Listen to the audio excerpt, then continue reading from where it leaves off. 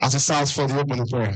Our opening prayer will recite together, O God of creation, direct our noble course, guide our leaders right, help our youth the truth to know, in love and honesty to grow, and living just and true. Great lofty heights attain to build a nation where peace and justice shall reign. If your hands are free, can you put your hands together for the Federal Republic of Nigeria? Please remove the My name is Shooks the General. I'm going to be one of your hosts for today. I'd like to very quickly invite my principal for today, the former president of Nigeria, social women, distinguished guests, ladies and gentlemen, Simoji Bekunjola. And this all put our heads together for. Okay, thank you very much. Your Excellencies all, that applause was not very inviting. I know that it's been one long day or 3 days since this program started. So for health, I'd like you to give the applause that you think we need to make health work in Nigeria. Your Excellencies all, the applause that health needs, the sector that keeps us alive, why we're able to be here today, and that we are speaking true to power the way it should be.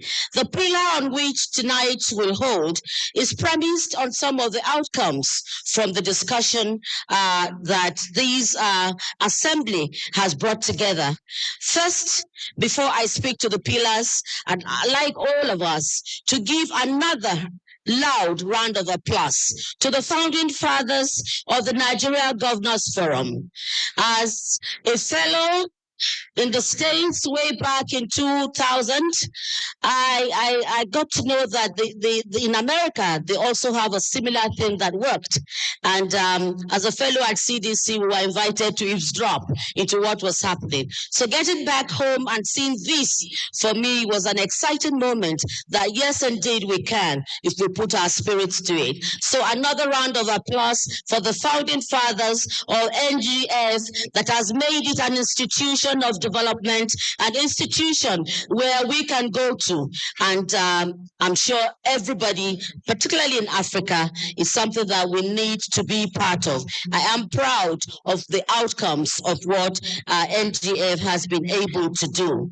So this evening, without wasting any time, we are going to be, as much as possible, looking at some of the outcomes that has come out as a result of your discussions in terms of finding lasting solution, I pray, for our governing impact, building subnational government for healthcare delivery service in Nigeria. One, strengthening adult health insurance. We know that out of pocket is one of the system that is killing the health system in Nigeria. But thank God today we have a robust health insurance authority act that gives room for not just those who are beneficiaries today, those who are just the employers of labor at the federal level, but that every Nigerian, it has become mandatory for every Nigerian, wherever you are, to be an enrollee and enjoy the services. But you can only enjoy it when you have human resources that are ready to go and work at every level. And we can only get the outputs that will push healthcare delivery service forward when we have a leadership that is coordinated. And I'm sure that that's why we're not looking at the time today, and we're just saying we want to be part of this success-driven institution that will make health a priority and an investment for development. I thank you all.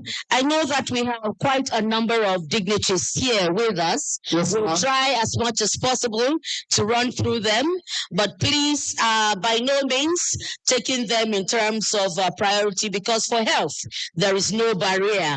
Everybody can be vulnerable, but we do hope that moving away from this induction will guarantee us that indeed in Nigeria we can promote health for all that is very sustainable and the standards are as high as anywhere in the world. I welcome all of us and pray that tonight, indeed, as we honor those who have tried in their own special way to ensure that health for Nigerians is a priority in their various administrations, will be the circle and there will be the match for everyone would want to participate.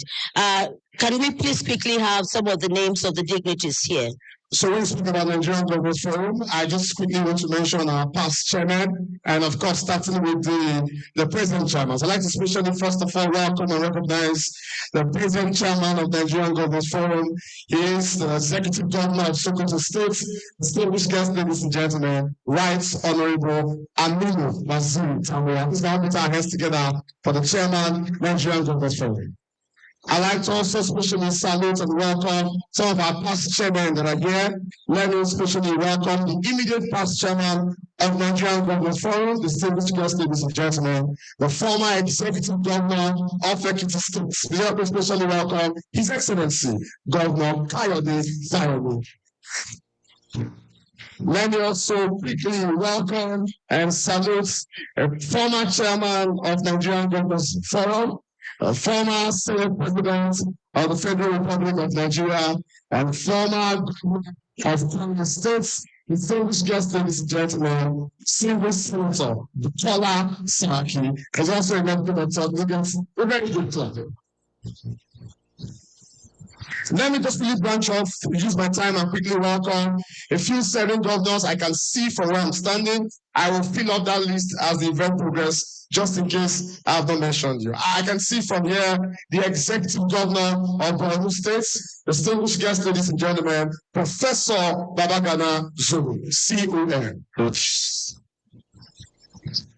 Let me quickly welcome the executive governor of Bauchi State, I think SCT minister at that time I came in, Senator Bala Mohammed.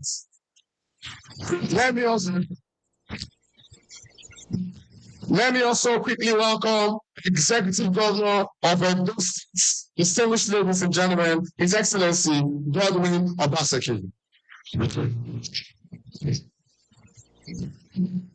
I'll just quickly branch up to a few governor elects I can see from here. Let me quickly welcome the governor of distinguished ladies and gentlemen, His Excellency Omar Nandi. Please come put our hands together, please. I'd like to also quickly welcome the governor of Akwa State, distinguished ladies and gentlemen, Pastor Umar Eno. Please come put our hands together for him. I'm sure while we apply all the health ethics in Akwa Ibom State, if it doesn't work, we need prayer. So Pastor is already sitting there. A big welcome to you, Pastor. Let me quickly the governor-elect of the ladies and gentlemen, Reverend Father Sense Alia. Please go put our hands together for Father. While I was coming here, my wife asked me, there's a first lady in Benue State. I don't have the answer. I'll come and meet you, sir, for the answer to that question. Let me quickly welcome a very fine gentleman, a former banker, the governor of Zamfara State, distinguished guests, ladies and gentlemen, His Excellency Lara. Please can you put our hands together?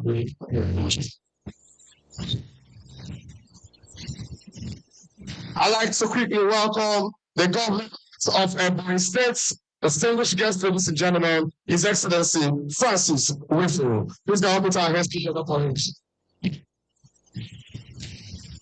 Before I drop the mic to Antimoji, let me quickly welcome the governor-elect of my state, of Delta State, the Speaker of the Delta State House of Assembly, and the governor-elect of that state, Right Honorable Sheriff Oboriwori. Please go put our hands together. Yeah, do you have? Yes. I'll take it from you. So just to all right. We have said that as we get the names of the Their Excellencies will announce that and let you have it. I'd also like to recognize immediately some dignitaries that are here with us. When Dr. Ali Pate became Executive Director of Primary Healthcare Development Agency, the drive was to take immunization and all the works that makes primary healthcare function to the community. The traditional rulers, the religious rulers, and they have become the pillar of hope to ensure the implementation of healthcare delivery service in Nigeria. And leading our royal fathers here today, I'd like to recognize His Royal Highness, the Emir of Argungu. Sir, my father, you're welcome. Thank you very much. Can we please recognize His Royal Highness and what the traditional institution have done to ensure that we're able to move on with immunization and all the works that concerns primary healthcare, moving it forward. That has now become a benchmark that has been copied around countries in Africa. Moving forward, we leaving no one behind. So I'll move to development partners. And I know that a lot of you have continually been partners for us to ensure that together we fast track healthcare delivery service in Nigeria quickly. And by no, I'm taking this as it was written, so not in terms of priority. All of you are important to us, and we cannot get this done if we do not have the accent and the consent of the World Health Organization. So welcome with me here today, the country representative of WHO in Nigeria, our brother who's been here. These days you don't even know where he comes from. I think we'll just give him an African brother, but he's a Nigerian. Please welcome with me the WHO representative. Sir, please, we know you already, so we will not waste too much time. I know that we have Chris Ilian, Global Health Development here with us. I know that we have Bill and Melinda Gates here with us. We have the country representative, Jeremy. Please, I saw you earlier today. Thank you. I hope those documents have been signed and sealed. We'll move on quickly to our country representative, UNICEF. UNICEF, thank you very much. That's my sister, Christian. Thank you. I'd also like to say that my wonderful sister is here representing the Aligo Dangote Foundation, Zoera Yusuf. Zoera, thank you so much. Thank you for being there all the time. I recall that at the critical time when we needed to have all hands on deck to follow through polio eradication development, all these people, Aliko Dangote and the likes of them, came together that day at Transcorp and signed the documentation that changed the face of polio eradication in Nigeria. I quickly like also to recognize that we have with us two Nigerians that are doing well in terms of putting health on the front burner. Please welcome with me the Director General of the National Health Insurance Agency. We call him Professor of Professors because of the passion with which he goes about doing his things. Thank you very much, Professor Sambo. I can see you. Thank you. Also, young and refusing to get old by face, but I can see that he's growing by the side. It's my brother, the Executive Director, National Primary Healthcare Development Agency, Dr. Faisal Shuaibu.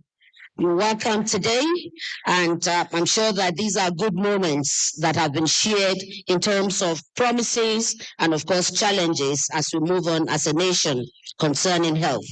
I'm not sure, but I have this list here. I know that he's not here, but we need to recognize what they are doing in the health space. Tony Elumelu, he's not here, but please let's recognize him and give him a very loud round of applause. Emeka Ofo as well. And let me just see. I think I have all the list here with us. Without wasting any much of our time, because it's going to be a long night. I hope you're ready. The music is good. The food, I'm sure, will be served with NAFDAC. NAFDAC telling us that it is certified and fit for human consumption. Before we... What else you want to put up some? Yeah, just really add up a few our governors are here. First of all, I've been informed that we have the executive governor of Kwara State in our midst. A big welcome to you, Governor Abdurrahman Abdurazak. A big welcome to you, Excellency. I think I'm also seeing the executive governor of Abia State. Distinguished guests, ladies and gentlemen, Governor Okezi Bazo. Please go and put our hands together for him. Let me just quickly welcome the governor-elect of Kano State, Engineer Abba Kabir Yusuf. A big welcome to you, Governor-elect. Let me just quickly finally welcome the governor-elect of Plateau State, distinguished guests, ladies and gentlemen, Barrister Caleb. Please go and put our hands together.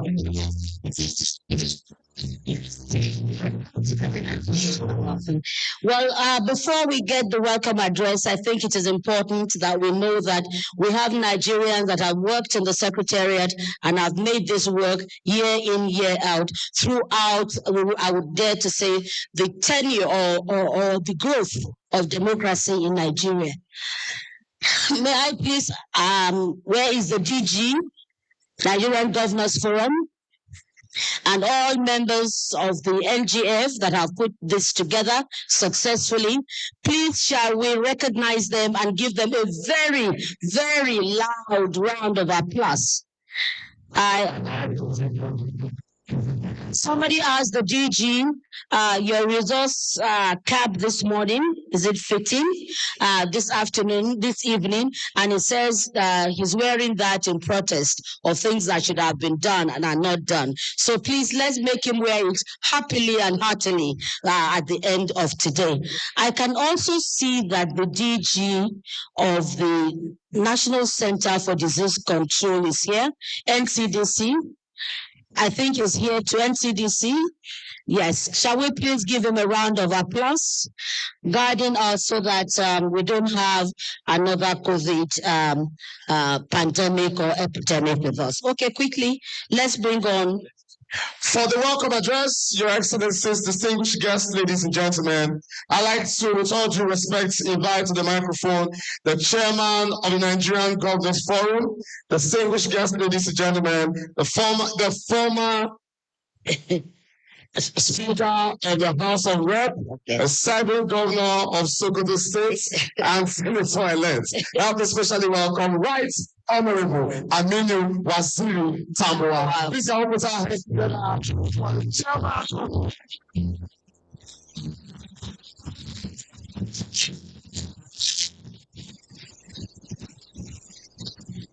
Thank you very much.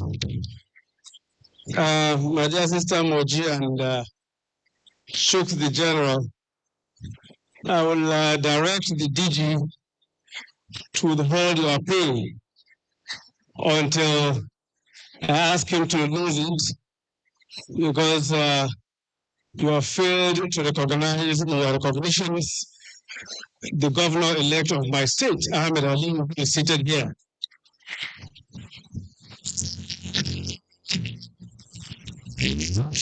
Excellencies, Your Royal Highnesses, distinguished ladies and gentlemen, a very good evening to you all. Let me begin by extending a special welcome and recognition to all of you for honoring our invitation to attend this occasion. I would also like to welcome my colleagues, in particular the current governors, and commend them for their dedication, passion, and tireless work that have set the new benchmarks for excellence in healthcare leadership.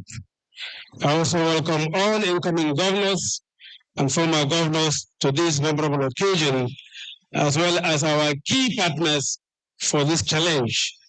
The Aliko Dangote Foundation, led by its chairman, Alaja Aliko Dangote, ably represented, and the Bill and Melinda Gates Foundation, led by the President of Global Development, Dr. Chris Elias, as well as the Executive Director of National Primary Healthcare Development Agency, Dr. Faisal Shoaib, and the country representative of UNICEF, both of whom are technical partners for this challenge. Your collaboration with us at the NGF has strengthened our collective resolve to continue to provide exceptional leadership, which is a necessary ingredient for building a resilient health system and achieving better health outcomes for our students, the key thrust of this challenge. I also welcome all our friends from the private sector and development partners, too numerous to mention, for showing their presence at this event. Tonight, we gather here at this induction gala and award night to celebrate the inaugural awards for the Primary Health Leadership Challenge. The PHE Leadership Challenge is an extraordinary initiative aimed at fostering effective governance in primary healthcare. It is a follow-on and demonstration of our unwavering commitment to the tenets of the Seattle Declaration on strengthening primary healthcare at the subnational level, with the NGF, along with the Departments of Health, NPHCDA, BMGF, and ADF committed to during our visit to Seattle in November 2019. Ladies and gentlemen, it is also important to acknowledge members of our health teams in the United States, led by the respective commissioners of health, front line of the challenge and ensuring that all the members are carried along. I would also like to acknowledge and to extend our deepest gratitude to the Independent Verification Agency, as well as members of the Independent led by Professor Keynote Ejimbi, for ensuring the fidelity and transparency of the award process. As we present our awards tonight, let us forget that our work has only just begun. Let us not forget that our work has just begun.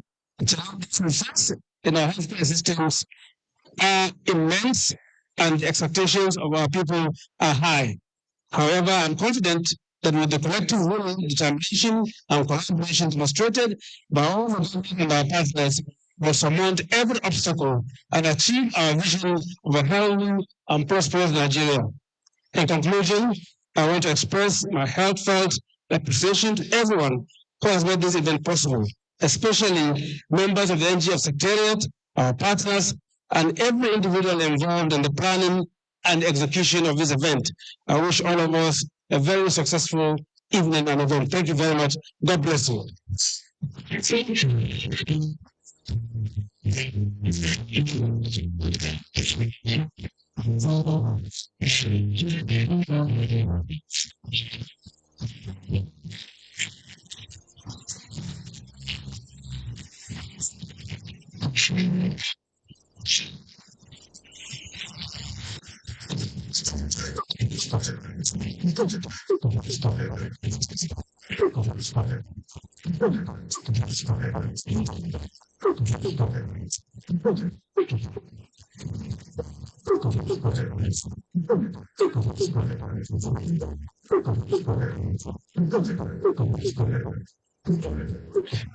Thank you very much, Your Excellency, the Chairman of the Nigerian Governors Forum. We sincerely appreciate you, sir. Before we switch to the next item on the program, let me first of all, before there will be good evidence why the Secretariat will withhold the extra pay that was promised, let me just correct myself and welcome the governor-elect of Sokoto State, the best state in the world. This is because of my balance. It's not like I really mean it. The best state in the world. Ladies and gentlemen, Chairman,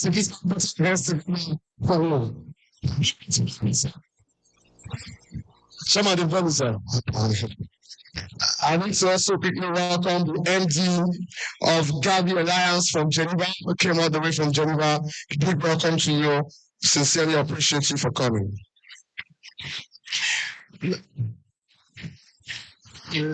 Let me very quickly welcome Professor Sidney Ibelusi. A big welcome to you, sector government engagement representing of the Federal Ministry of Health. A big welcome to you.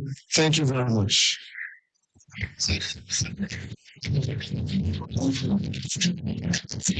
Much we're moving on very, very quickly. And in the recognition, please, you'll pardon us, we can only from this place, even with my glasses, I really can't put some faces together. But I know that one of my favorite women is in the house, and the Borno State Governor took her away and, has just given her to us very sparingly. She's done so much in terms of women's health and, of course, also in terms of children. Dr. Mero Mandara, please, can you, special advisor to the governor of Borno State, can you please rise for recognition? I know my woman is here, professor from Kano, and I cannot be in front of the microphone and don't recognize all the strong Nigerian women that are making health happen. So please, I'd like all the women in this house to please take a bow. Those of you who are proud of what you're doing with us, and Professor Galadanchi, thank you very much. Please, can you rise with your women? I know that my sister from ABU is here. Can all the women working in the health space, can you please rise for recognition? This is so important. 48 hours ago, I journeyed from Edmonton in Canada to Nigeria. And guess who is running for one of the health councils in Edmonton in Canada is a Nigerian woman. She's a pharmacist Morenike, and we say we will ensure that she wins. And I spoke to just randomly to people on the street, what do you know about this woman? And they say she's competent to do it. So here is to all the competencies and capabilities that you all bring to the health sphere. Let's appreciate our Nigerian women all over the place. We also have here with us First Lady of Nasarawa State, who is here to represent her husband, Hajia Silifat Sule, A.A. Sule. Ma'am, Your Excellency, you're welcome. God bless you. Thank you so much for being part of this. Quickly, we are going to listen to Challenge of Partners. And I just say that the protocol has been established. Please just go straight to what you have to say and make it as short as possible. We'll start with Bill and Melinda Gates Foundation. And may I please have the country representative to, thank you much. Thank you so much, Jerry. Thank you. Oh, he's running. Yeah, so he's very fit. Let's appreciate him. Thank you. Thank you so much, Auntie Moji. Your Excellencies, Your Royal Highness, ladies and gentlemen, good evening.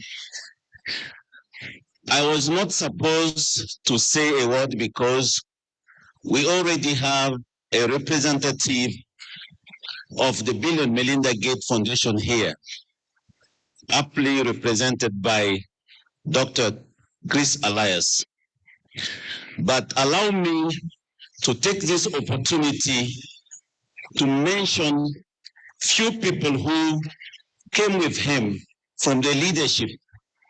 And to me, it's so important because this is a sign that what we are doing here is critical to the foundation and another assurance of continuous support. So I would like first to In addition to Dr. Chris Elias, I hope he has been already introduced. We have another executive leadership member, Caroline. Please stand for ovation. Caroline is the Chief Finance Officer of the foundation, and this is her first time in Africa, and Nigeria has been selected. So we really appreciate your presence. We do also have the Bill and Melinda Gates Foundation Director for Africa, Sheikh Omar. Omar, please raise for appreciation. We have other foundation members that I would like to, because of the time, not to mention, but we really appreciate your presence. I want to stop here so that my leader will have the opportunity to thank all of you for your commitment, for your leadership, and I'm sure this is only the beginning as we will continue to celebrate. God bless you all. Thank you.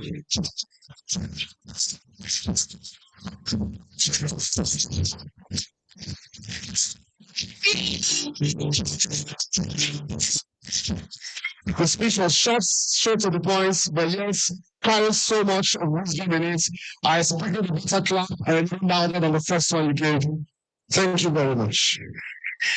We will go to UNICEF, but just before that, let me quickly welcome Mrs. Aisha, Deputy Governor, Financial System Stability of the Central Bank of Nigeria. Please go put our hands together for her, Aisha Hamid. Which welcome to you.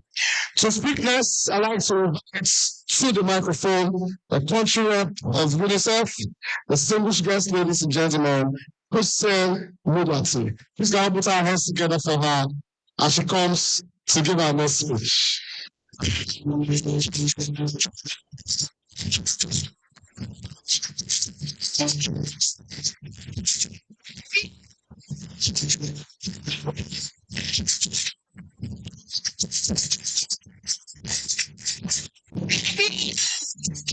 Good evening, Your Excellencies, ladies and gentlemen. Today we are gathered here with anticipation and excitement to celebrate a remarkable milestone in the journey towards improved primary health care in Nigeria. We are here to recognize and to honor the exceptional leadership of governors who have made significant investments in primary health care, ultimately transforming the lives of women, girls, and children across the nation. Tonight's awards carry not only prestige, but also a deep appreciation for the commitment and positive impact that the recognized governors and their state administration have had in their respective states. Definitely, I'm certain that all are very excited to know the top performing states. But before we announce the distinguished winners of these awards, please allow me to reflect on the journey that has led us here tonight. So it was November 2019 where the Nigerian governors were hosted in Seattle by visionaries Bill Gates and Alhaji Aliko Dangote. This historical gathering led to the creation of the Primary Healthcare Leadership Challenge. And this is an initiative organized by the Nigerian Governors Forum, the National Primary Healthcare Development Agency, and UNICEF, with the generous support of the Bill and Melinda Gates Foundation and the Aliko Dangote Foundation. The challenge aimed to enhance governors' commitment to human capital, development, and primary health care mobilize state resources, promote accountability, and also to innovate for gender-specific health outcomes.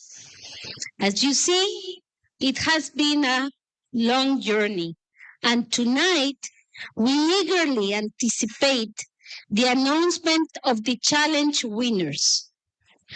We will be awarding prizes totaling $6.1 million. The best performing state in the country will receive $700,000, while each zone winner will be awarded by $500,000, and the first runner-ups in each zone will receive $400,000. These awards highlight the value placed on progress made towards primary health care and will be used by the winning states to further strengthen their existing efforts and initiatives for primary health care. The governors being recognized today have not only excelled, but have also become shining examples for others to follow.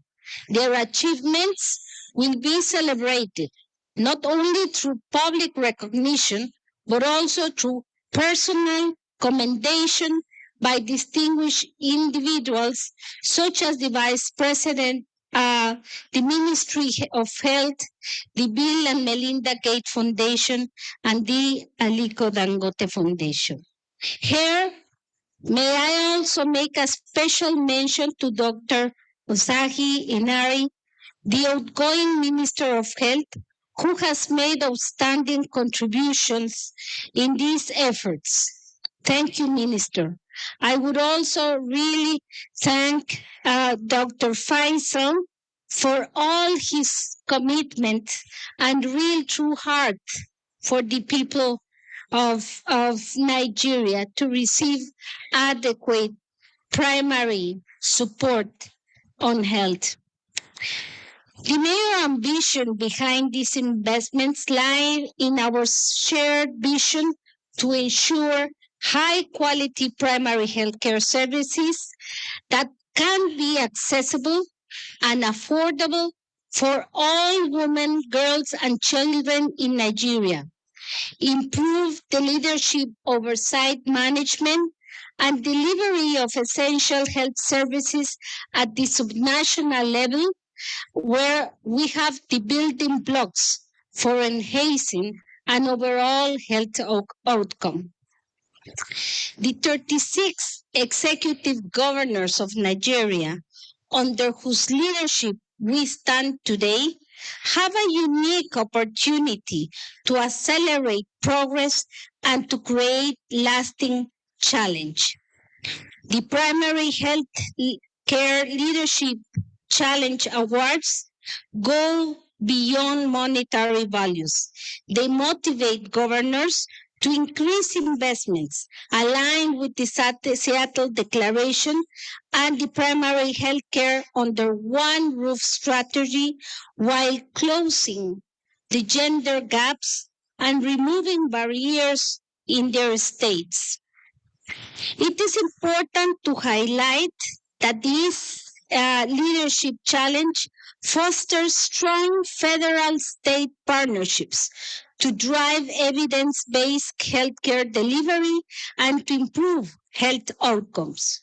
By pooling resources, sharing best practices, and overcoming challenges together, I'm sure we can all achieve better healthcare for all Nigerians. So, as we celebrate the accomplishments of these exceptional leaders, let us remember that their success is not achieved in isolation. It is a testament of the hard work and dedication of countless individuals, from healthcare professionals to community health workers, to community leaders who have worked tirelessly towards the advancement of health. Today, we acknowledge their efforts and extend our deepest gratitude to their unwavering commitment. Thank you. Thank you all for this commitment to the health and the well-being of women and children.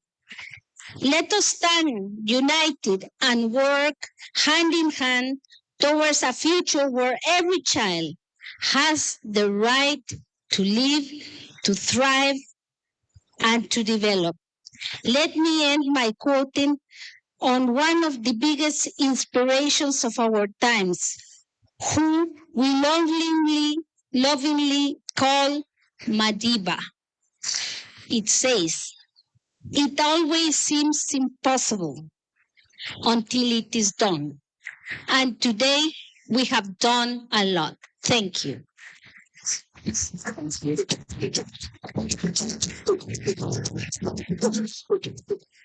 Surmounting the various challenges in the health sector means that we all must work together. It's not about the hospital, but it is about having a functional hospital. It is not just about the hospital on its own, but it's like having human resources that will be able to manage and strengthen healthcare delivery service in Nigeria. And when you talk of partnership, at this moment, I'd like us to give a very loud round of applause. The NGF has constituted the women's wing, I would rather say. The first ladies themselves have come to action. We have them doing several things alongside supporting their husbands for health outcomes. Please, let's recognize with us tonight. Earlier on, I was told that Her Excellency, the wife of the Executive Governor of Nasarawa State, is here. I've also been informed that we have First Ladies from Delta State. Delta State, Your Excellency, you're welcome. Please, let's give them a very loud round of applause. Akwa Ibom, Her Excellency, wife of the Akwa Ibom Executive Governor, is here with us. Ma'am, you're welcome. And of course, we also have here the wife of the Executive Governor of Abia State. You recall that tomorrow, God willing, we'll continue with this conversation where the women, those who are still in office, and of course, those who are coming into office will be made to know what they've been able to do amongst many, many other viable things that the women, the wives of the executive governors have been able to put together. Most especially that today we have them, they are now a corporate institution with this corporate section of our economy. We're moving on quickly. I'd like now to invite for the last speech here, very important, challenge partners. And I'd like to bring on my brother, my young brother, who has refused to age. And in spite of all the challenges of National Primary Healthcare Development Agency, the gray hair is showing.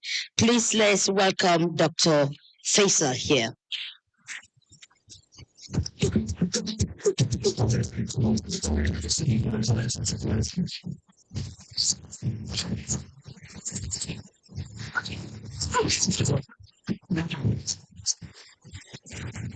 Thank you, Auntie Moji. I may not look it, but trust me, I do feel the age. It gives me great pleasure to be here, Your Excellencies, distinguished ladies and gentlemen. I want to particularly recognize the incredible work that the First Lady of Nasarawa State is doing to transform primary healthcare in Nigeria. Can we give her a round of applause? Thank you very much, Hadia Selifari Sule. Your Excellencies, really, this is to look back at the fond memories that we've created. The elements for tonight's event, like you heard already, were mixed into a crucible in 2019 when some of the governors here today joined Bill and Aliko Dangote to talk about primary healthcare and how primary healthcare can be transformed in Nigeria. Really, affirming and committing themselves to transforming primary health care. The journey has been rough, but we've seen a lot of progress. That is why today, 13 states will be taking home awards. Although only 13 states will be taking home awards, all the 36 states and the FCT are winners. They are all winners because we're bringing primary health care, human capital development, and the future of our country into the center of our discussions tonight. For us at the National Primary Healthcare Development Agency, we are assured that this leadership challenge will catalyze the linkages and partnerships that are required to deliver primary healthcare at the subnational level. So we want to thank all of the partners that have been involved in this venture. As we discuss primary healthcare and the challenges with primary healthcare, we must recognize that primary healthcare is the foundation of any health system. And because this health system, this foundation is weak, we continue to see very dismal indicators from Nigeria. What are these indicators? These indicators are as simple as the fact that Nigeria continues to have one of the highest levels of maternal and child mortality. And we've characterized this in the past as being equivalent, for example, the numbers of women who die in Nigeria to a plane crash of pregnant women every single day in Nigeria. A plane crash of pregnant women every single day in Nigeria. We'll wait until we hear the statistics around the number of children under 5 who die every day. 10 plane crashes of children under 5 who die every single day. And these are from completely preventable causes.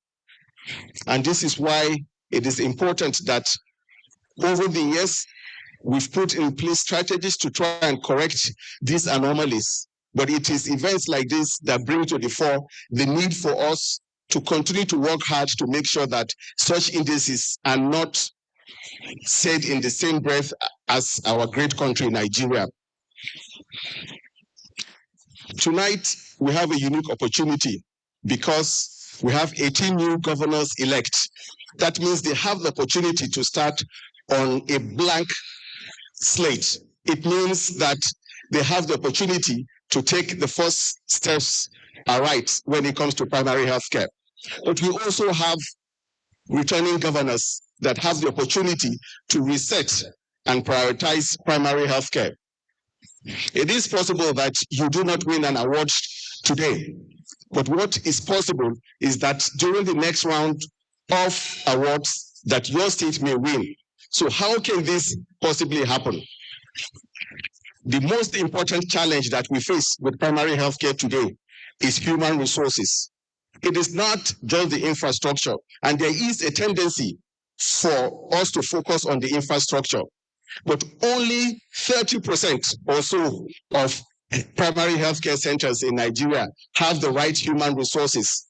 So there is no way you can deliver on the results if you don't have the human resources. The infrastructure comes second. Why is it important for us to prioritize human resources? This particular point in time is important for governors.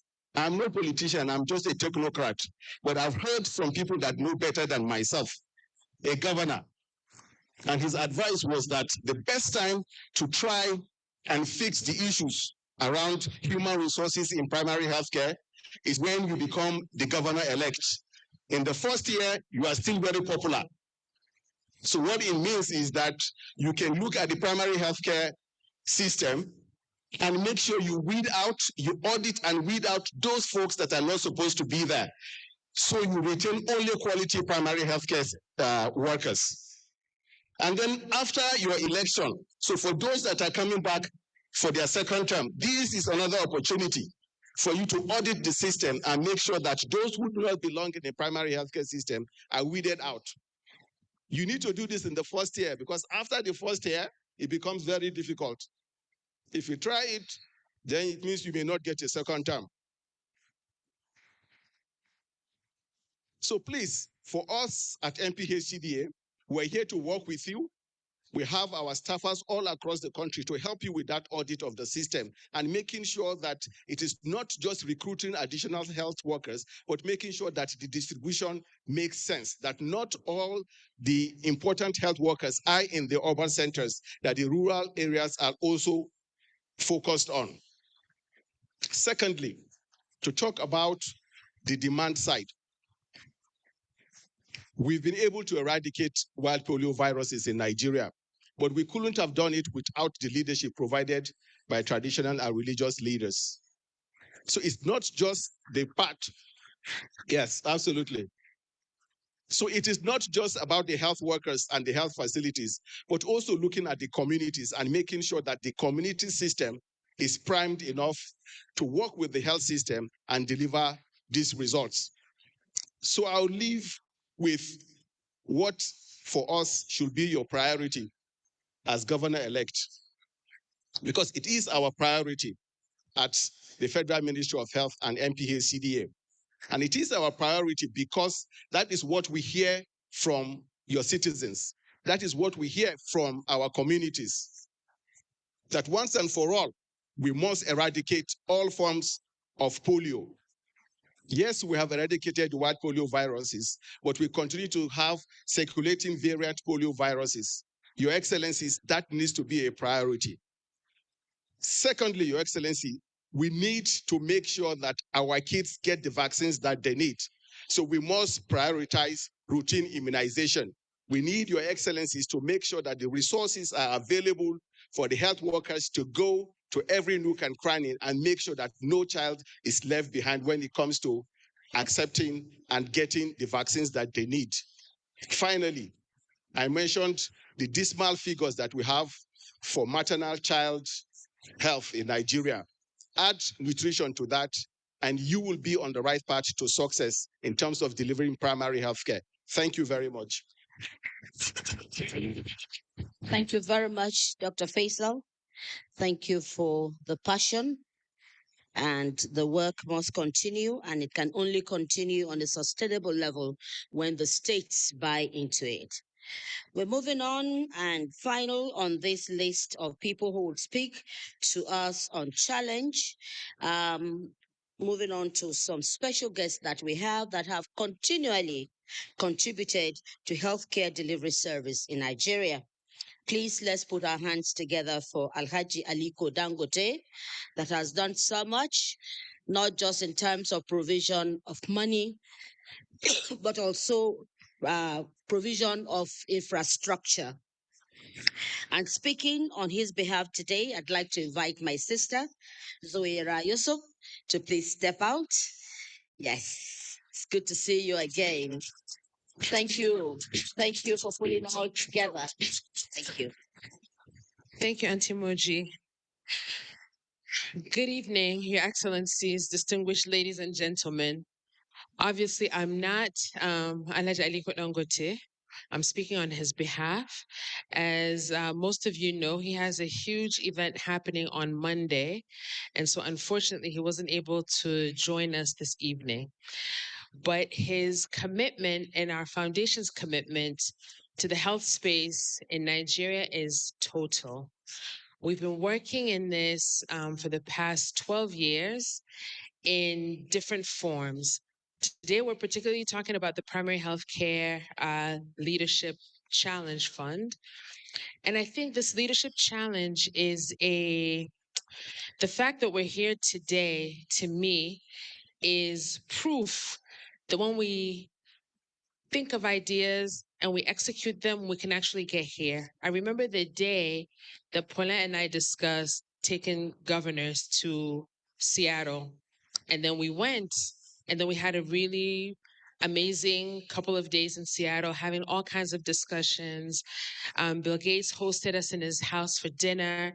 It was just a really transformative trip, but at the same time, it was specifically only focused on primary health care.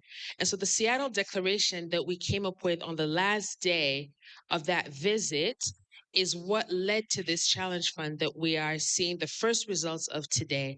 So it's a beautiful full circle moment. And Alaji is sorry he couldn't be here today. But I'm saying in advance, congratulations to the winners, and to those who didn't win. Please keep trying hard. I think Dr. Faisal is the one who just said that we have 18 new governors. So we're never starting with a new slate. You know, the states are continuous, but there's an opportunity for the new governors to really step up into this health space. We have a program that I think we can link into this leadership fund challenge, which is the Adopt a Primary Healthcare program, which we're trying to drive through the private sector. And it's really about how do we get private companies to support the improvement and the management of one primary healthcare center in all 774 LGAs in our country. And so all the governors obviously are concerned with this, and this is something that I think could help you do even better in next year's challenge. So congratulations to the winners, and I really, really, really hope that when we have this again next year, that we'll be celebrating more than the winners that we have today. Have a good evening, everybody, and thank you for listening.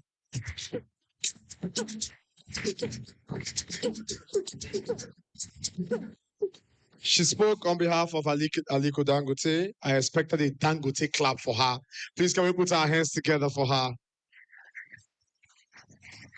We have two special guests today, and she just spoke on behalf of the first one, Alhaji Aliko Dangote Foundation.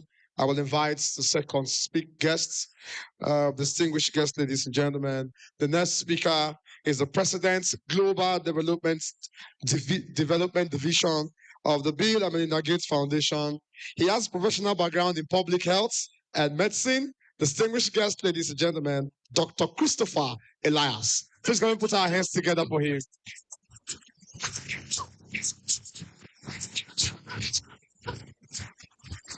Thank you, and thanks everyone. Good evening, distinguished guests and esteemed partners.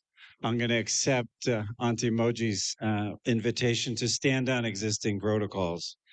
I'm honored to be here at what is really an auspicious occasion, and to really thank the Nigeria Governors Forum for holding this gala and the celebration of the awards for the public health leadership during this important week of inducting the new and returning governors.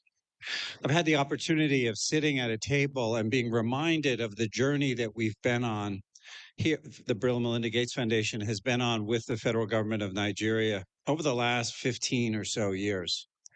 I've been sitting next to Senator Saraki, who was the chair of the National Governors Forum when Bill Gates came in 2009, where we had the first discussions about how we needed to work closely with the states if we were going to reach the goal of eradicating wild poliovirus. That began with the Abuja commitments, a journey to begin to intensify our partnerships. We were then accelerated in that partnership through our now longstanding collaboration with Alhaji Aliko Dangote's foundation. And that has brought us more and more into understanding the challenges and the opportunities for improving the health of all Nigerians. And so you've heard from several speakers about the event in 2019 when Bill Gates and Alhaji Aliko Dangote hosted 12 of the sitting governors in Seattle for 2 days. I remember remarking at the time that we had a third of the sitting governors of Nigeria visiting us in Seattle. Frankly, primary health care is such a priority for the Gates Foundation that we would have welcomed all 36. But we were happy to have 12. And that 2-day discussion resulted in the Seattle Declaration, which then began the journey to this evening. Again, the Nigeria Governors Forum played an important role. Also at my table today is Governor Fahmy, who was the chair of the National Governors Forum at the time that we held that meeting in Seattle. And he helped us make sure that the discussions among 12 became a discussion among all through the articulation of the primary healthcare commitments of the Nigeria Governors Forum. And that's where we were happy to partner with UNICEF, with the Al-Haji's Foundation to create this challenge. We had some positive experience in this type of a challenge with the polio eradication effort. And now we want to try to do it for an even more important and impactful effort to improve primary health care. I can't overstate the commitment that everyone made to this initiative. And we're very proud to work along all of the states, whether they are winners of awards tonight or not. And I'd like to use this opportunity in particular to congratulate all of the winners of the 2023 PHC Leadership Challenge Awards. I'd also like to commend our partners, particularly the NGF, for that unwavering commitment to the cause and addressing primary health care, which has never been more important than at the current moment, as Dr. Faisal explained and as Governor Tambuwal mentioned in his opening speeches. I had an opportunity to look at the details of the scoring of the states, and I won't give away any of the winners yet. That's coming soon. But while it's important to celebrate achievements and commitment this evening, it's important to also realize that we have a long way to go. The self-reported results, as well as the independently verified results, showed that even in the best performing states, the performance was still not optimal. In fact, the average score of the winners was only about 50% across all of the key indicators, where many states were in the 30% against the indicators. So it shows that we have a lot more that needs to be done. And I think Dr. Faisal articulated some of the specific steps that need to be taken, as half of the governors are new governors later this month. So I would just encourage you, as you review the results for your individual states, Your Excellencies, to study it, to study where there's opportunity to improve, because there is a lot of opportunity to improve, even in the best performing states. And that improvement will help to decide who wins the awards in the second Leadership Challenge and Gala. So with that, I just want to thank the winners, thank all of you, and thank all of our partners for what has been a very important journey that is one of the most important things we can do as an investment in the future of Nigeria, that investment in human capital, the investment in the lives of the children to grow up healthy, well-nourished, and face productive futures. Thank you very much.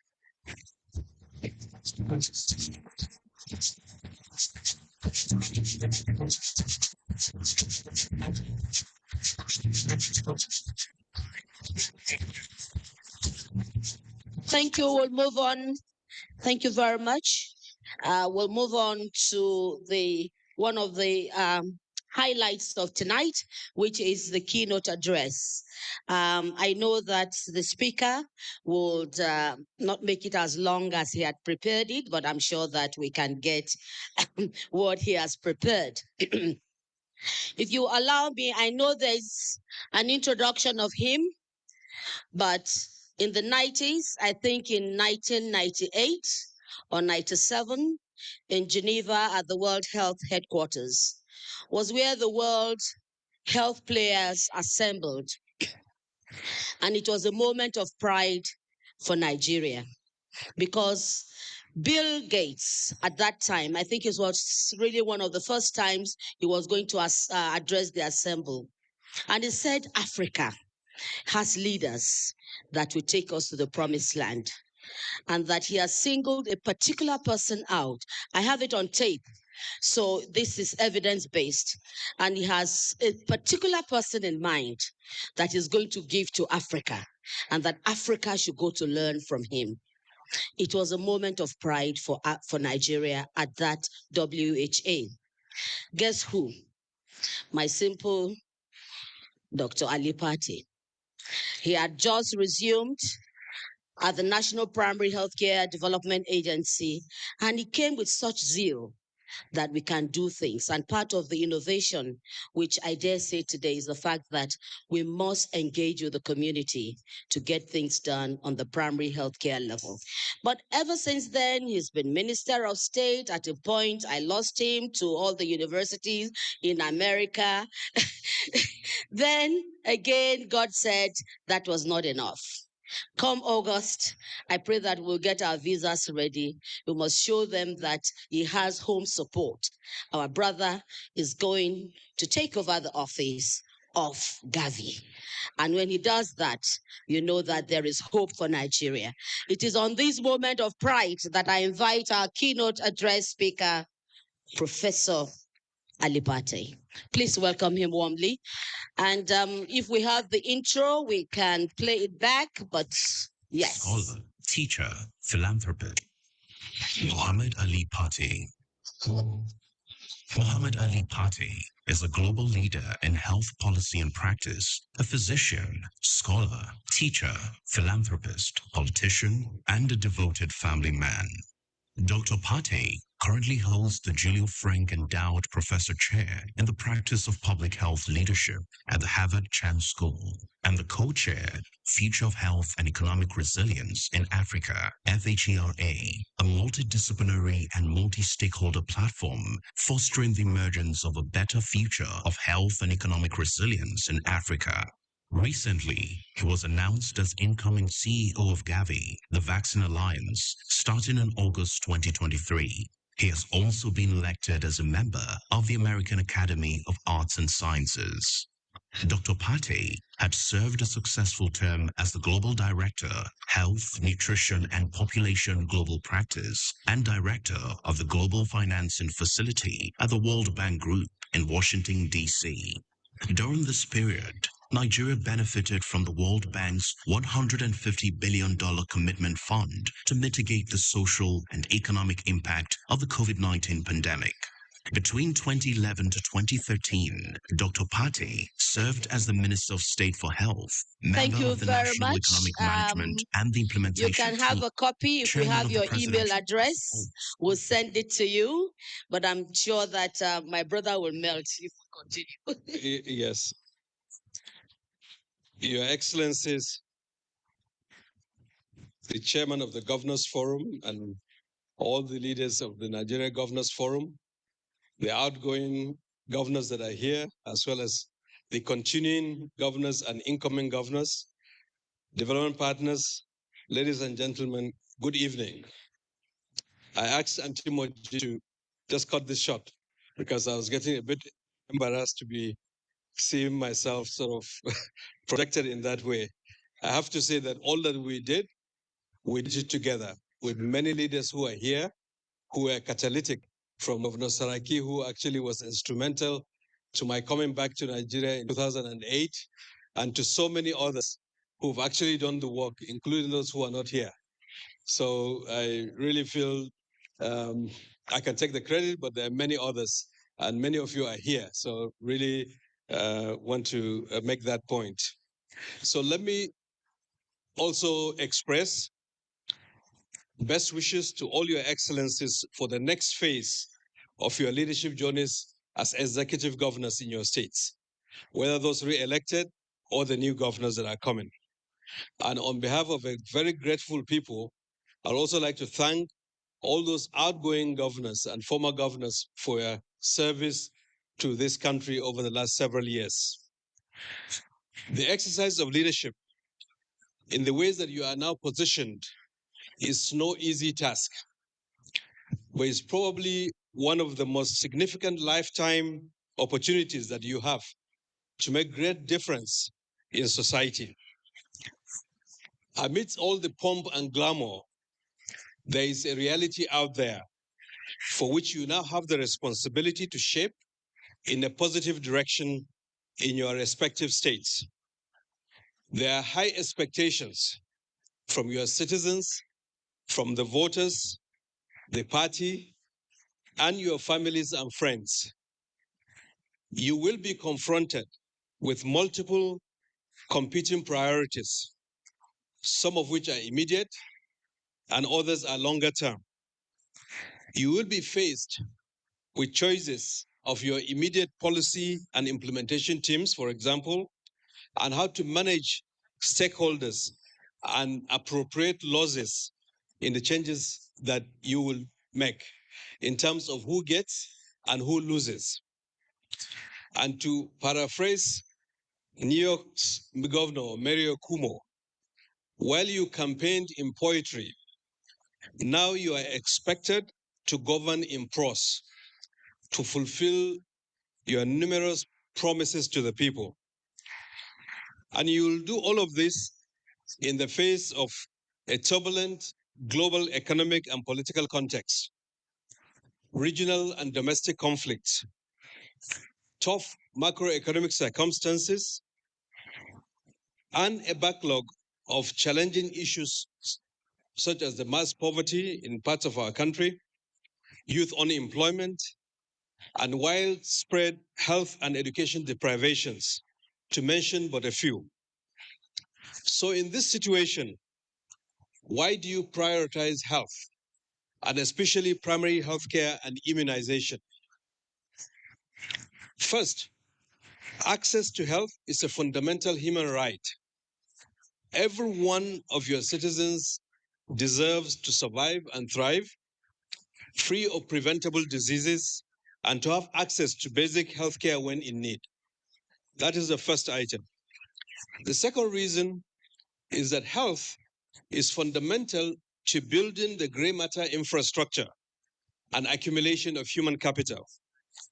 And I doubt many in this room would be as successful as they are now if they had repeated ill health from infectious diseases and malnutrition in their childhood, because the gray matter infrastructure that you had developed with is contributing to what you're doing now in terms of your productivity in adult life.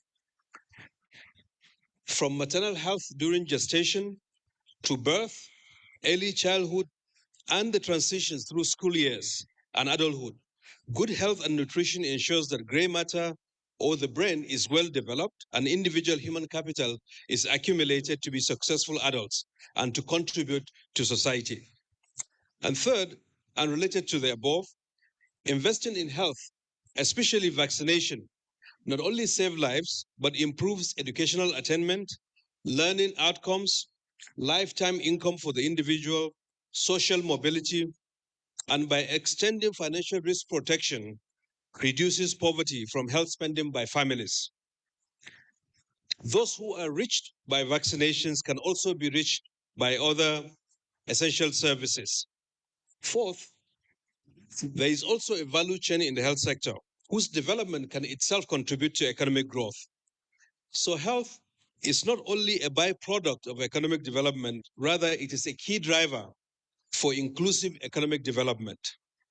Fifth, investing in health is linked closely with national and economic security, as we saw a disease outbreak, or even previous outbreaks like Ebola, and the most recently COVID-19, where health crisis engulfed the world and led to the massive economic contraction, the fallout of which we are still experiencing.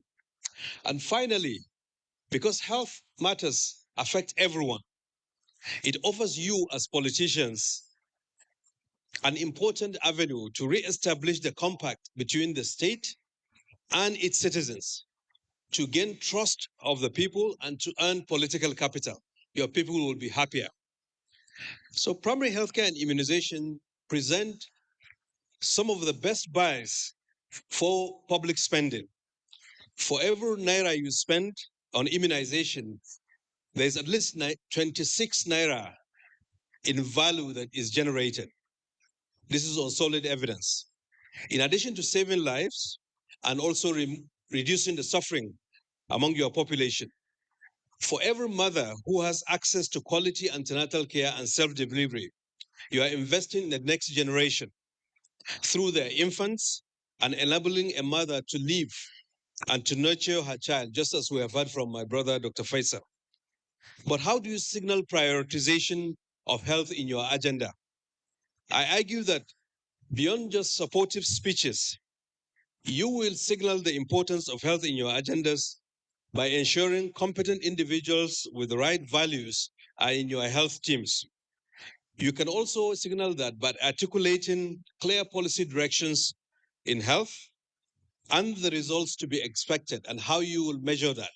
We're witnessing one of the outcomes of that. For example, you may make tangible and measurable goals like saving 100,000 lives, for instance, over time from preventable causes of diseases and death.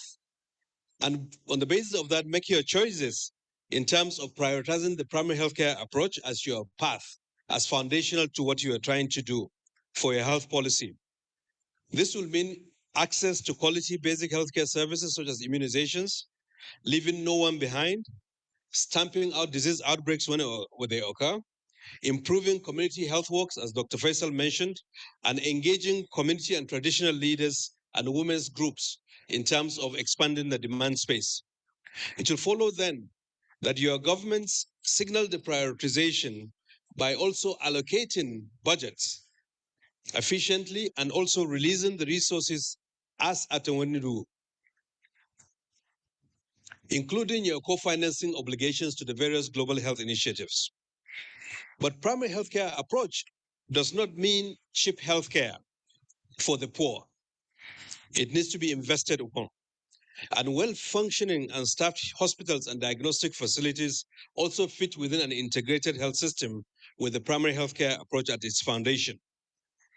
In the face of fiscal constraints, reducing leakages and wastage of resources can also expand your constrained fiscal spaces.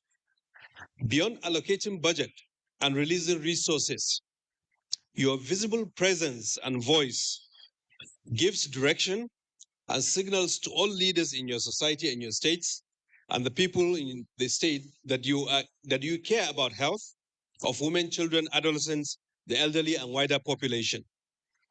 For your external partners, they're all here to support you, as we have heard from many of them today. Whether it's the UN agencies like WHO, UNICEF, or the World Bank, or global health initiatives like Gavi, the Global Fund, and foundations like the Bill and Melinda Gates Foundation, or bilateral entities like the United Kingdom's government, USAID, and others, government of Japan, they are all here to support you. But you must own and lead the efforts. No one should pretend that they care about your people more than you do. The fate of Nigerians lies in the hands of its leaders at all levels. There are no externally driven solutions that would work by themselves without adaptation to our local context. All the global development partners that are here have very good intentions, but they may not always fully understand or appreciate the local context. Hence, they also need humility and patience to learn so that they can be more effective and efficient in their support to you. But the development agenda itself must be owned locally, and you must strive to align the priorities of the external actors with your own people-oriented priorities. This does not mean that you outsource the priorities to the external actors. If you let them to fund all you do, you are by default outsourcing the priorities for the external actors to define for you.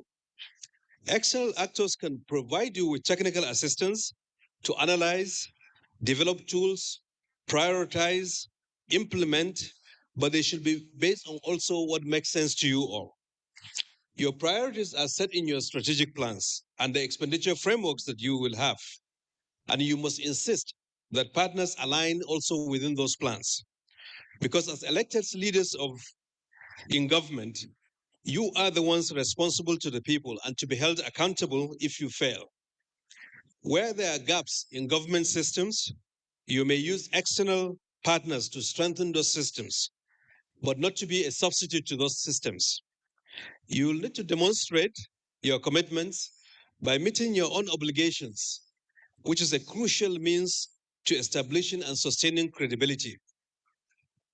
And as your states show good results, as we are seeing in the outcome of this leadership challenge, the external partners will be more enthused to mobilize additional support for you. Your teams will need to exude transparency and relentlessly demonstrate and hold each other accountable with the partners. I also hope that the external partners will be more transparent with your teams. Accountability is not a one-way street. Your partners will hold you accountable, and you must also hold them accountable.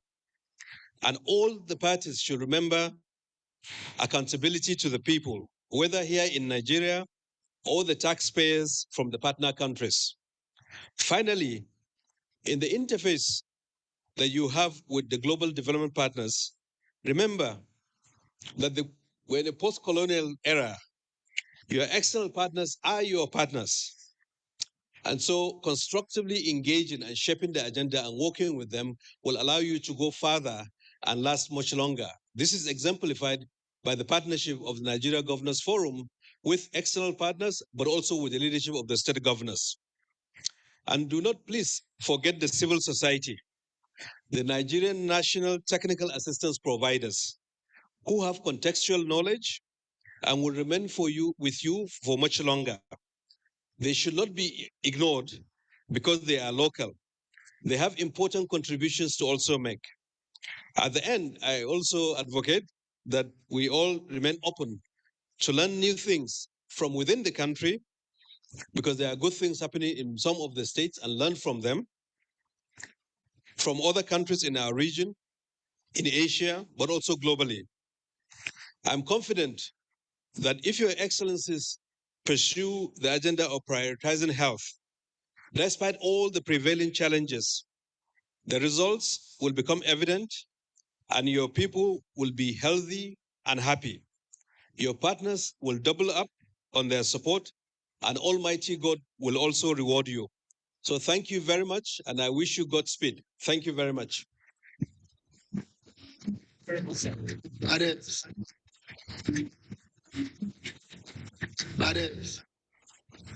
Thank you very much, sir. We sincerely appreciate you. I see the clap is still coming. Can we add a little more for him, Your Excellencies, distinguished ladies and gentlemen?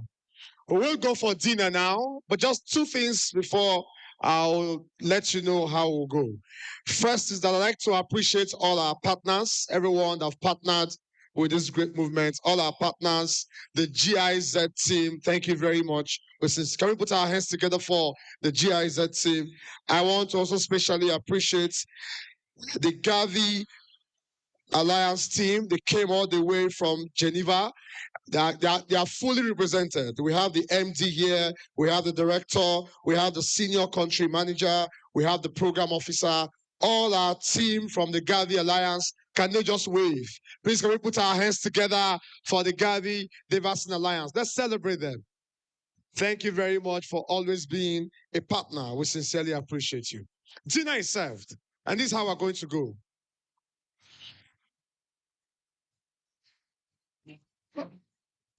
Oh, you've eaten already. Okay. You've eaten already. Okay, so we'll take a cultural trip and then we go straight to the awards. We'll go straight to the awards. Okay, so the governor said we should go straight to the award.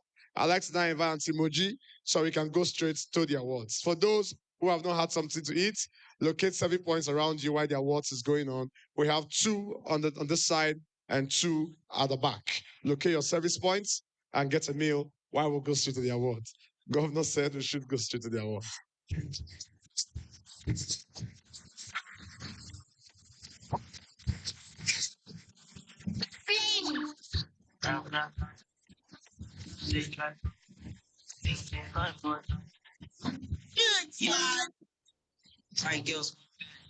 While the guest set to go straight to the award, let me quickly welcome the governor-elect of Abia and his very beautiful wife.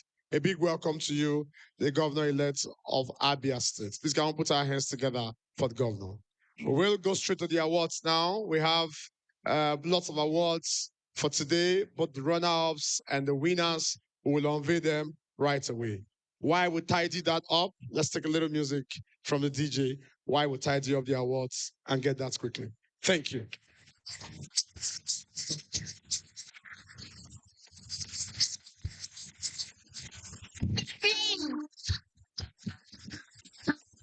Thank you very much, DJ.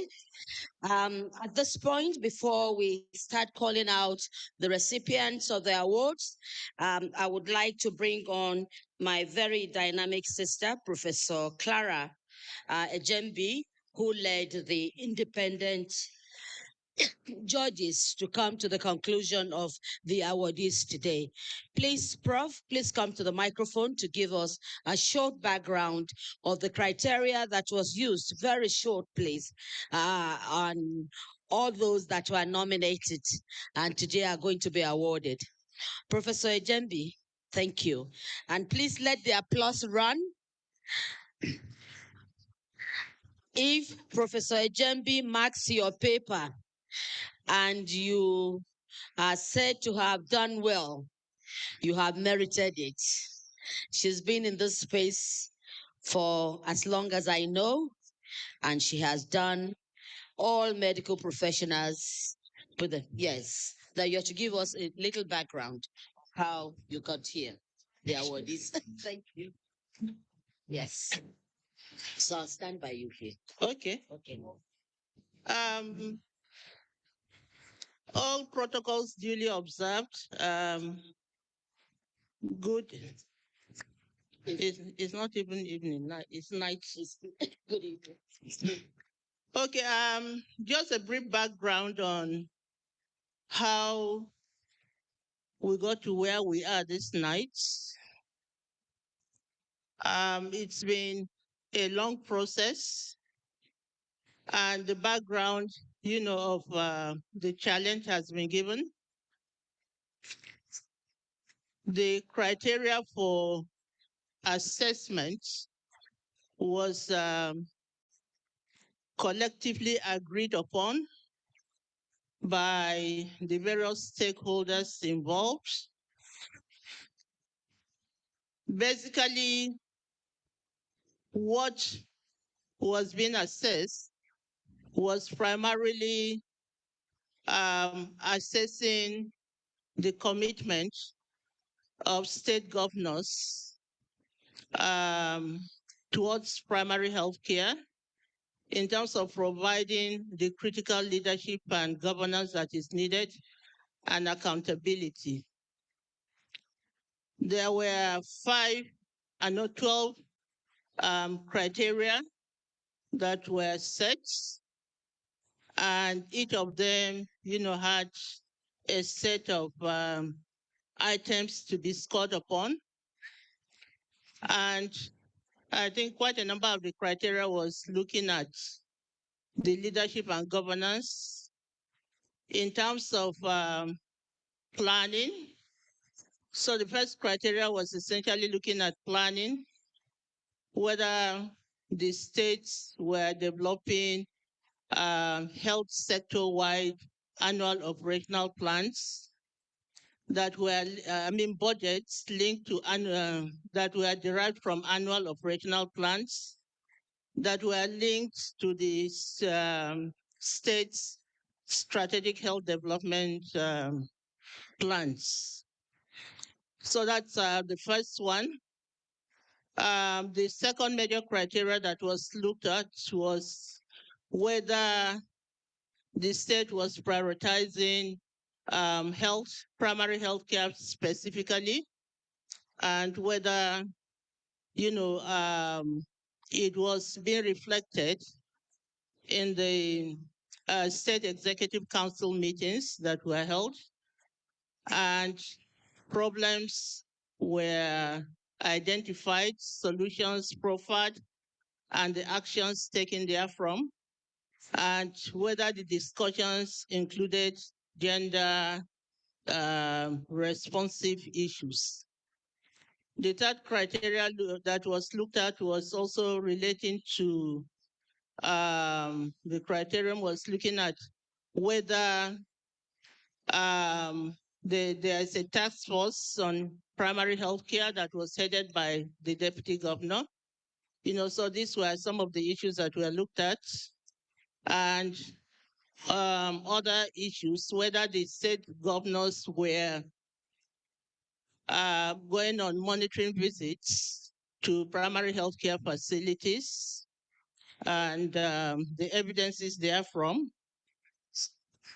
And so these were the kind of issues that were looked at, and the commitment to issues relating to nutrition in the states, and the implementation of the Basic Healthcare Provision Fund, whether structures were put in place and they were administered correctly. Then others were essentially looking at, so these were primarily looking at evidences that were self-reported and verified. In addition to that, we looked at, whether this translated to quality of care in terms of human resource availability in primary healthcare settings, and availability of commodities, especially drugs in primary healthcare settings. And then the M&E component, looking at, the DHIS, the data, whether it's been uploaded and how it compares with the data in HMIS forms, etc. So basically, we looked at, funding related issues. We looked at governance issues. And then we looked at coverage in terms of services. And so these were the things that were assessed. States were to provide the evidence for most of it. They were verified by the independent verification agency. The scorings were done, self-reported, verified. So we base the final decision on the evidences that were, verified, and the primary data generations. We had selected the overall best performing state based on composite scores in percentages, and for the states zones, the best state and the runner-up, at least based on the composite scores that were generated. So I think that's the process was completely blinded. So even we, the judges, are going to hear about the winning states this evening. So we are excitedly looking forward, to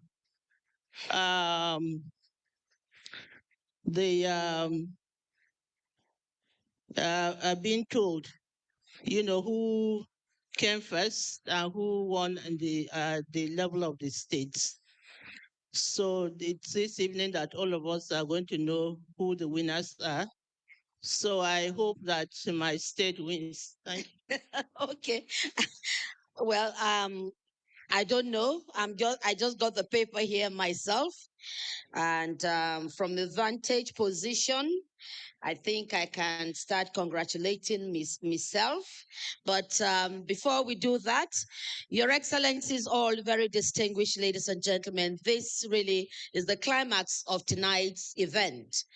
I'm now going to reel out the names of the first runner-up states. Can we please all be attentive with the kind of envelope that UNICEF brought this evening? I'm sure that all the state governors are all attentive, and please let them enjoy this moment. For the first runner-up states, yes, please. Okay. And to do the presentation, may I please invite to this side of the hall the former Senate President, former Governor of Kwara State, His Excellency Dr. Bukola Saraki, and former Chairman of the NGF himself. Let's welcome him warmly, please, to this side of the hall. Himself a medical practitioner and a very committed advocate for this. Your Excellency, you're welcome this evening again. Quickly, I'd like UNICEF country representative to join him. The country representative of UNICEF, my sister Christine, please join His Excellency. and of course, the WHO representative who has given his endorsement to what is happening tonight. Please, can you join them here? Thank you. For the zonal award, first runner-up states include North Central, and FCT represents that. FCT, do we have a representative of FCT here? While we are... Okay, I hear that there are also participants online. Yes, we have the Secretary of Health here. Congratulations. Thank you very much. His presentation. Yes, yes. FCT. Sir? Can I? Yes, sir. Okay.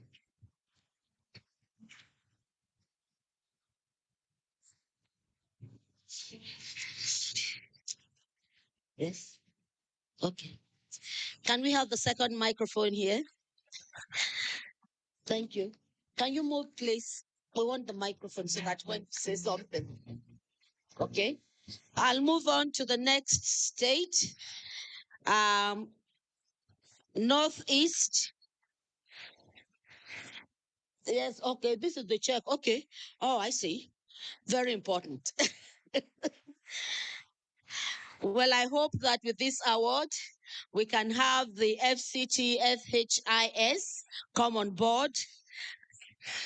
Congratulations. Next, from the Northeast for this first runner-up award. No, you're not done, sir. I'd like to invite my brother, the Executive Governor of Bauchi State. Yes, can we welcome him warmly?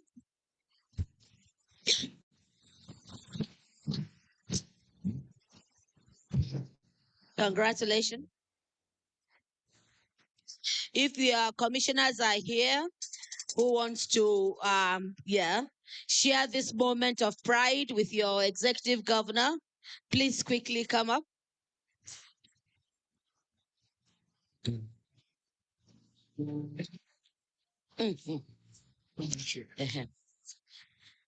Congratulations.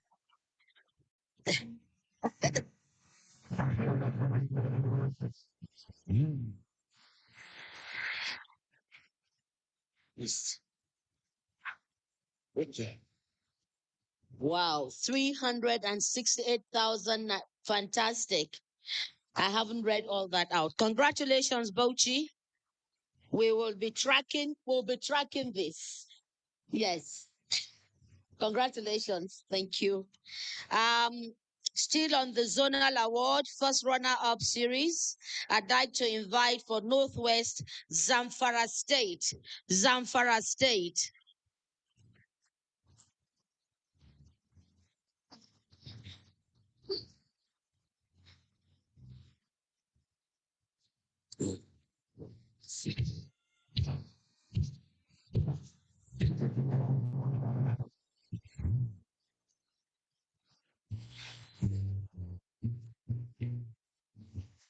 Congratulations.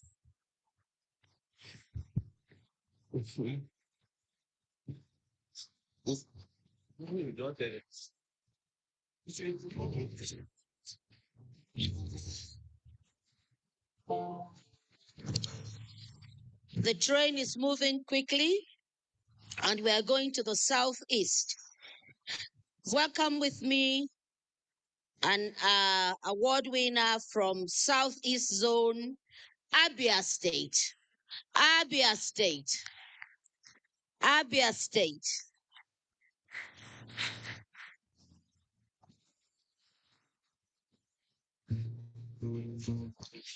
And if there are officials who would want to stand in with the representative of Abia State, congratulations, sir. Congratulations here.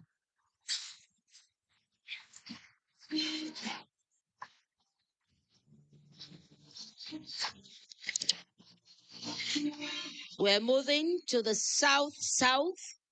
And I've seen him around. I'd like to invite to this side of the hall the executive governor of Edo State. Edo State is the winner in this category, South Edo State. Let the applause continue. And we have His Excellency himself who will be receiving the award. Can I have your commissioners and members of your team join His Excellency? Congratulations. Joe?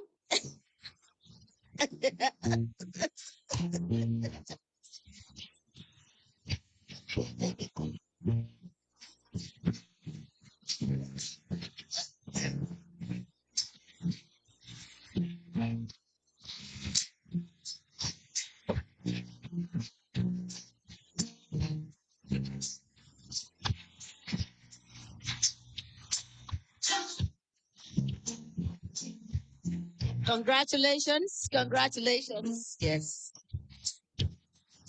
In this category of zonal award, first runner up. Finally, I'll move to Southwest, and Ogun State is the winner. Ogun State.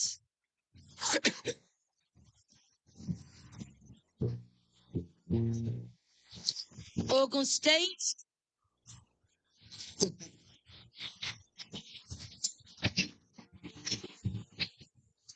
Do we have a representative? Yes, from Ogun State.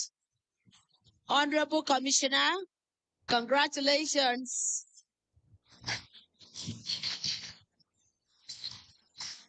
Congratulations.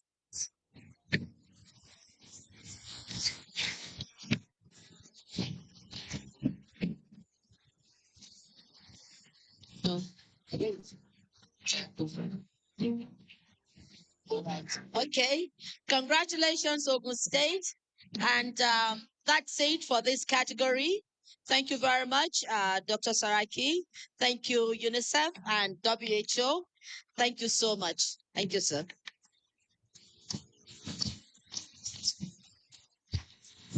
Thank you. Thank you, the band. The next categories of awardees and winners for the Best Performing Zonal Awards. Best Performing Zonal Awards. And first, and to do the presentation, I'd like to invite His Excellency Dr. Kayode Fayemi, immediate past Executive Governor of Ekiti State. Also to assist him in the presentation is my sister, Zuera Yusuf, from the Aliko Dangote Foundation. Thank you. Also, I'd like the MD of Gavi to support from Gavi. Yes, I'd like them to please be part of this team who will do the presentation. And thank you very much, Gavi, for all you do to grow the health system in Nigeria. Okay. The first recipient for these Best Performing Zonal Awards is proudly from my state, North Central, Kwara. His Excellency, yes, the governor, the executive governor of Kwara State. I saw him here a moment ago. Do we have representatives from Kwara? Fantastic. Let the applause continue. This is Moji State. So I want the applause to be very loud. Thank you.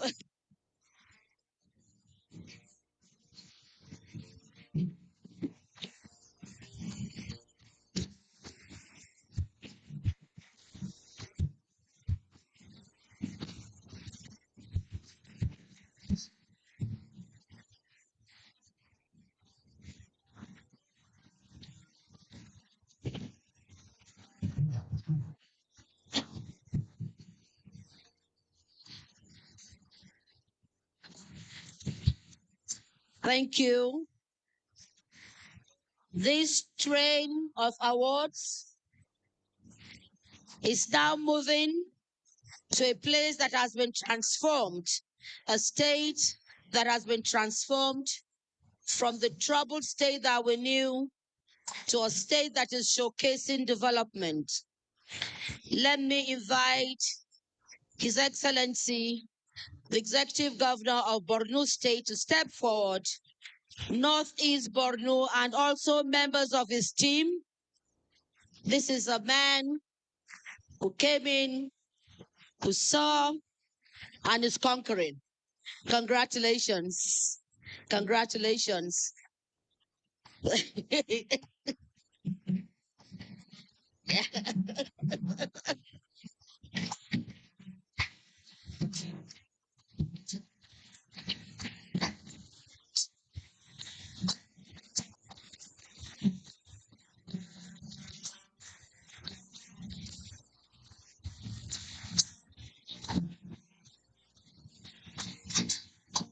Congratulations. From Maiduguri, the train now is berthing at the northwest and going to Jigawa State. Jigawa State. Jigawa State. Best Performing Zonal Awards. Going to Jigawa State. Congratulations. I'm proud of Jigawa State. I have done some work there, and I know that this is merit.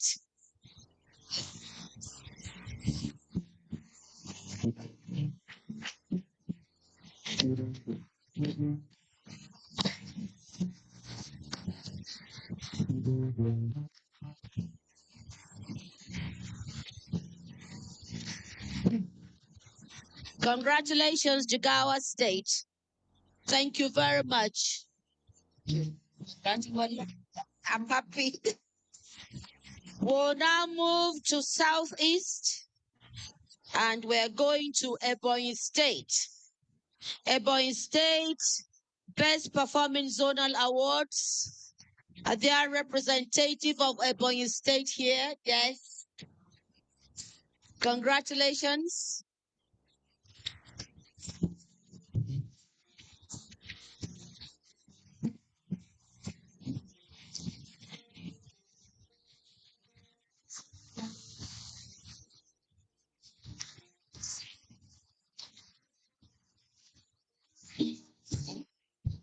Yes.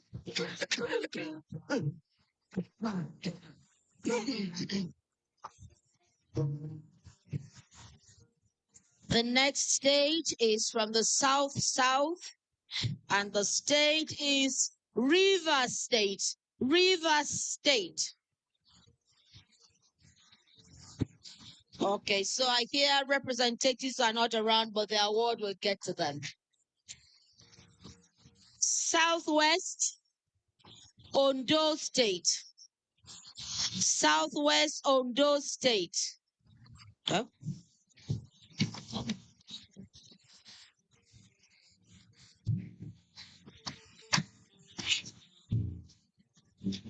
Your Excellency, thank you very much. Yes, thank you very much. Okay.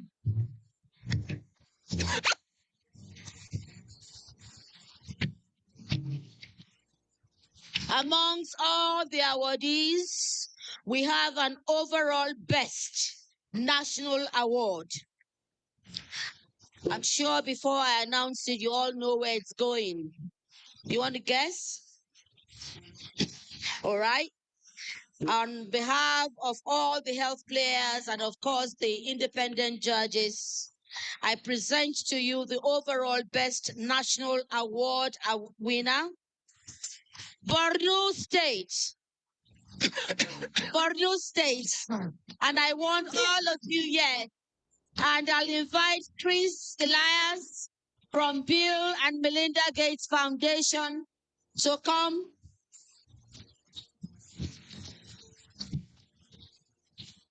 Thank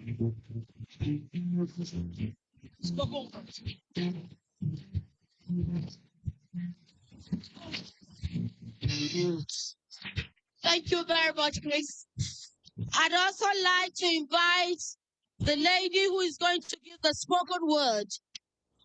Can I have the woman who has presented, who has put together spoken word for Mariam? Mariam, can we have you here?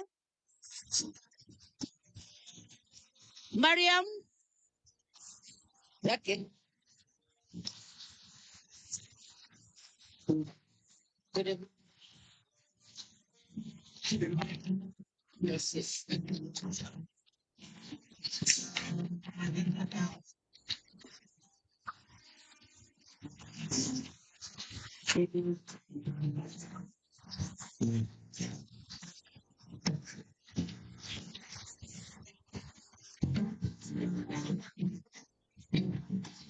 Can we have what you call ice for the band? Yes. Mariam will do a spoken word. And then please, can we have His Excellency up here and members of your team while Mariam would have, the spoken word while you're still standing. Congratulations, Borno State. Good evening, Good evening, Your Excellencies, distinguished ladies and gentlemen. Permit me to stand on already existing protocol. Okay, thank you. Is this better? Good evening, Your Excellencies, distinguished ladies and gentlemen. Permit me to stand on already existing protocol. We are at the time of the year again where the baton of responsibility must change hands. And I stand before you tonight to present a very important message that my poem carries, which is on healthcare. And I say this because it begs the question, how much is a life worth? What is the exchange of a dollar rate to a flat line? Can we quantify the relevance of hope restored? Somewhere in a local clinic, a pregnant woman is ushered through the front door and her heart hangs between bleak hope and fear. Her husband's thumping chest becomes a panic button, her family holding hands and crowdfunding for the courage to stay strong. When someone you care about is fighting for their life, it feels like an unarmed combat. The simultaneous unease that has you counting the hours and counting on the men and women in white. At the other side of the curtain, God gives his gloves to the physician and teaches him which tendons to mend, how to grow a pulse with soil hands, to repurpose the alignments that seeks to take our breaths away and isn't that breathtaking. For the art of making miracles is a science as tangible as love, a cape only a heart so selfless can don. For try as we may, it takes a special kind of superpower to airlift a life from the brink of oblivion. So tonight, we raise our glasses to you, our governors, custodians of gravity. For aren't you the conjunction steady between a death sentence and a lifeline? So here we are, hoping that you will uphold this mantle without season, without tiring, to make it possible through policies, through funding, through resources, through exceptional leadership and unwavering resolve to nurture this dream of thriving primary healthcare from the jaws of a nightmare and shift it into positive reality. Health workers can only do so much if the government does not build hospitals. The practice of medicine will only be a bitter pill to swallow if medications are not procured and the men and women in white have no peace of mind. So when we place a stethoscope on the chest area of this nation and we hear a palpitating heart with strength and vigor, let it be thanks to your contribution, our governors. Hoping that your gallantry, like the phoenix wings, will carry us on your backs through it all. Because thanks to a health worker, a caregiver, a midwife, a mother will hear her baby cry tonight and she will laugh. A boy diagnosed with diarrhea will leave. A graveside flower will turn to a bedside bouquet with a get well soon card. And a daughter will wrap her arms around her aged father like shiny paper and birthday presents. Because you, our governors, chose to care. How many futures have health workers pulled from birth canals and swaddled with the fabric of devotion? So when the history of this great country, Nigeria, is written, let it be because you, our governors, chose to keep its altars alive.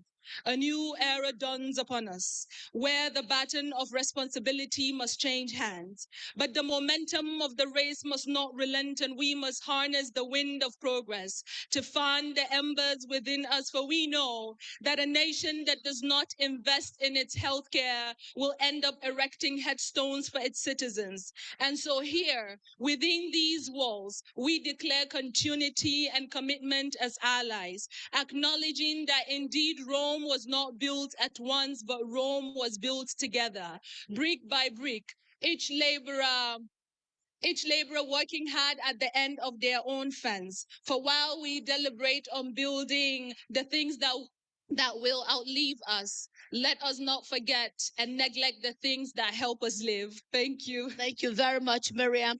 This is a special time for Miriam. I've been told that her mother is from Borno State.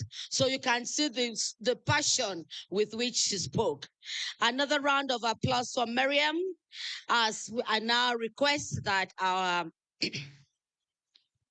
yes, Bill and Melinda Gates present. First, let's present the plaque.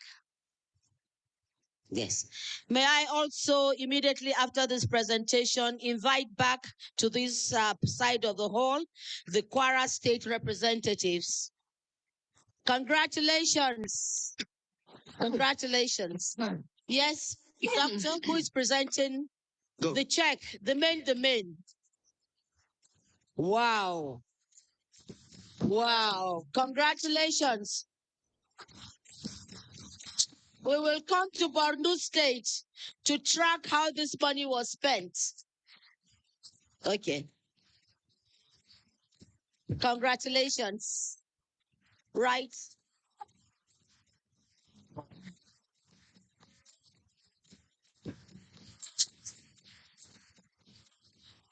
Badashitu, our quarantine. Yeah.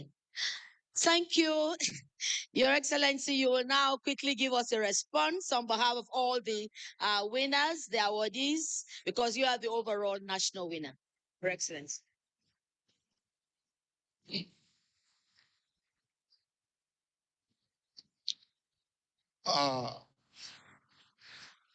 The chairman of the Nigerian Governors Forum, the former chairman of the Nigerian Governors Forum, my dear colleagues, Your Excellencies,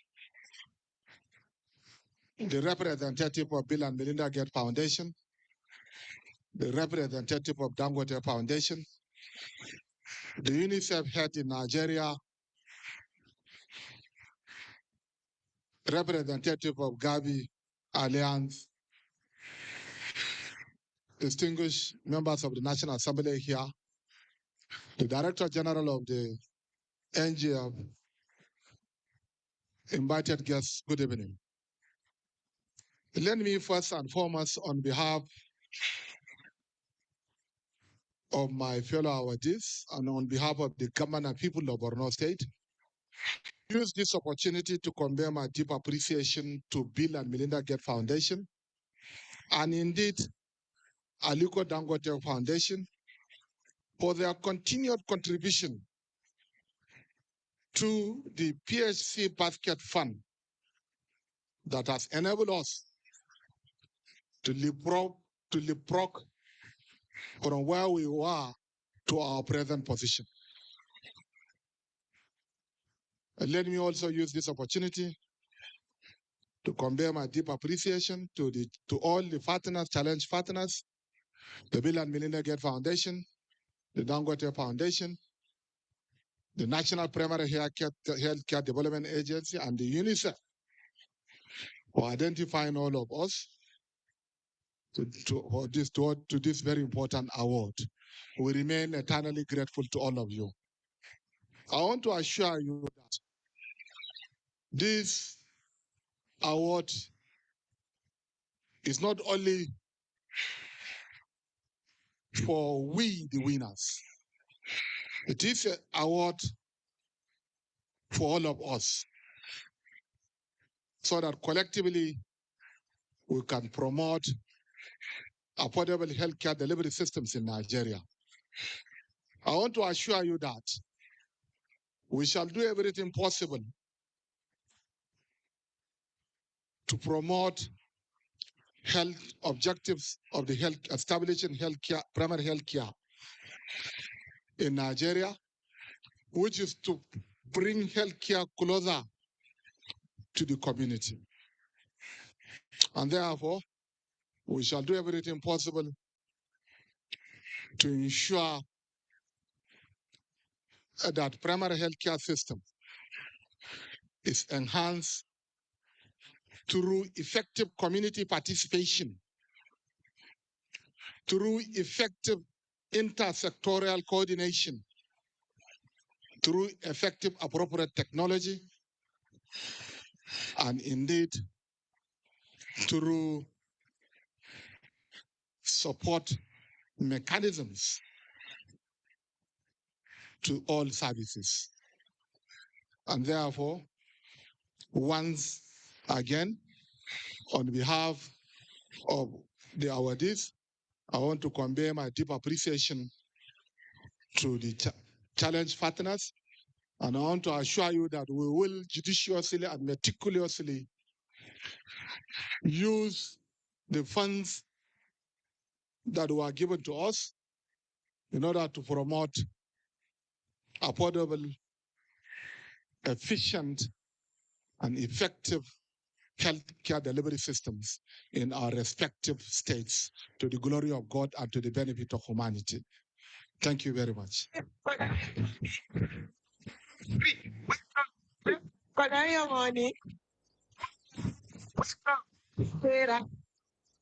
Your Excellencies, distinguished guests, ladies and gentlemen, once more for the Executive Governor of Borno State and the State Executive Council, can they get a better clap? Please, can we do that for them?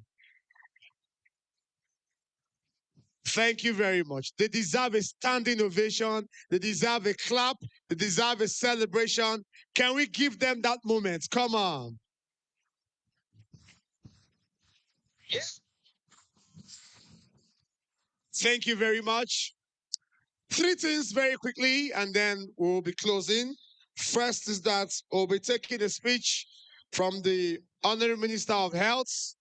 We will also be taking a vote of thanks, and we have the cultural troupe to entertain also. I'd like to invite the Honorable Minister of Health, ably represented by Professor Sidney, Director, Private Sector, Diaspora, and Intergovernmental Engagements. Distinguished ladies and gentlemen, Professor Sidney. If you're around, please, can you quickly take this moment to give a quick speech on behalf of the minister? Sir, can we put our hands together for Professor? Is it possible that we clap for the professor, please, ladies and gentlemen? Thank you very much, Professor.